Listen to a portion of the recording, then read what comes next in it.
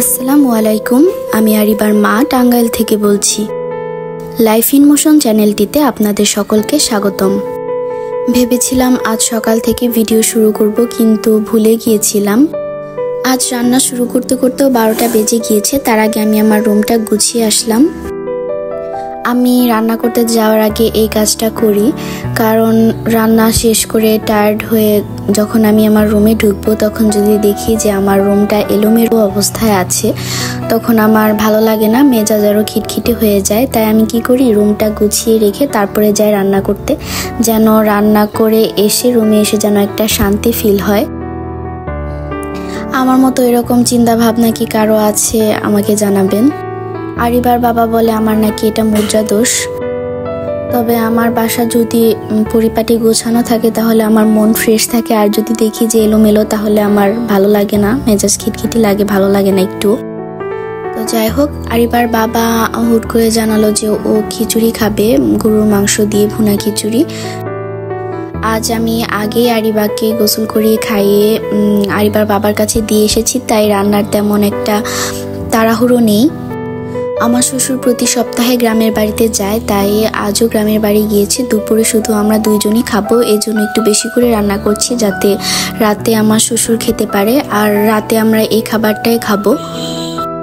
যারা ধৈর্য ধরে আমার ফুল ভিডিও দেখেন, লাইক করেন, কমেন্টস করেন, তাদেরকে অসংখ্য ধন্যবাদ। আর যারা প্রথম আমার ভিডিও দেখছেন, আমার ভিডিওগুলো যদি ভালো লেগে থাকে তাহলে লাইক করবেন, কমেন্টস করবেন, সাবস্ক্রাইব করে পাশে থাকবেন।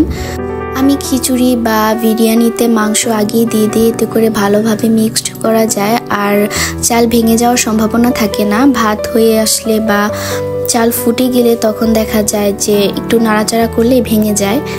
এদিকে আমি রান্না শেষ করে গিয়ে দেখি আরিবা খেলতে খেলতে ঘুমিয়ে পড়েছে, আর ওর বাবা পাশে কাজ করছে। তো আমি ভাবলাম এই সুযোগে ফোনটা চার্জে দিয়ে গোসল করে ফ্রেশ হয়ে আসি, তারপরে আমরা খাবারটা খাবো।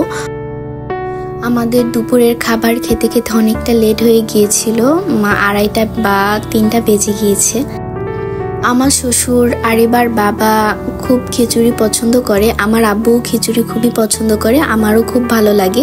তাই দেখা যায় আমি প্রায় খিচুড়ি রান্না করি, সেটা ভুনা খিচুড়ি হোক বা সবজি খিচুড়ি, পাতলা খিচুড়ি, সব ধরনের খিচুড়ি আমরা পছন্দ করি।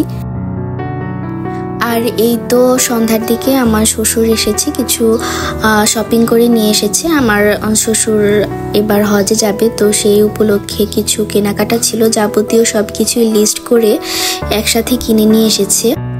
সেগুলো আমার শ্বশুর বের করে করে দেখাচ্ছিল। আরিবার বাবা আর আমার শ্বশুর গিয়েছিল, তাই আমি বের করে দেখছিলাম কি কি এনেছে। সবাই আমার শ্বশুরের জন্য দোয়া করবেন, আল্লাহ যেন তার হজ কবুল করেন।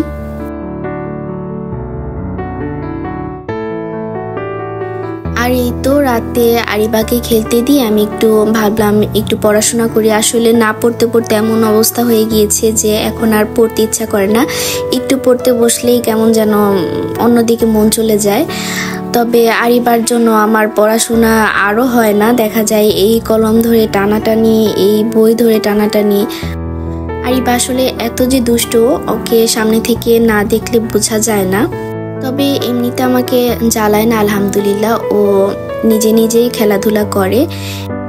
আমি তাও ভালোই সুযোগ পাই একটু পড়াশোনা করার, কিন্তু ওই যে আলসেমি, না পড়তে পড়তে এখন আর পড়তে ইচ্ছা করে না।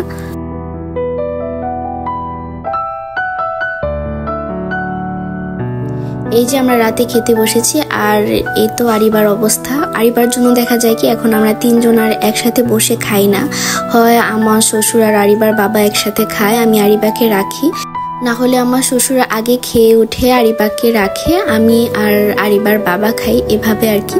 3 জন একসাথে খেতে বসলে আর কি শান্তিতে খাওয়া যায় না। আর এই তো রাতে আমার সর্বশেষ কাজ হচ্ছে থালা বাসন সবকিছু ধুয়ে সিঙ্কটা পরিষ্কার করা। এই তো রোজা, ঈদ, ঘোরাঘুরি, মেহমান সবকিছু ফেলে এসে এখন আবার আগের নিয়মের মধ্যে চলে এসেছি।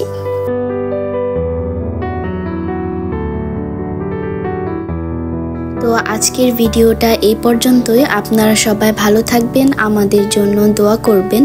আল্লাহ হাফেজ।